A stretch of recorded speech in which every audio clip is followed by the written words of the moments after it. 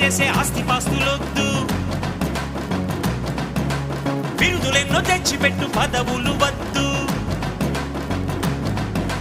దండలు వేయొద్దు, మణిమకుటాలసలొద్దు, నా జన్మభూమి ప్రేమ చాలులే.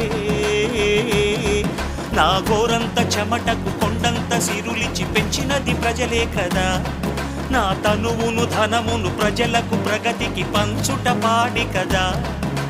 సిగమల్లె నువ్వు శిఖరము చేరు.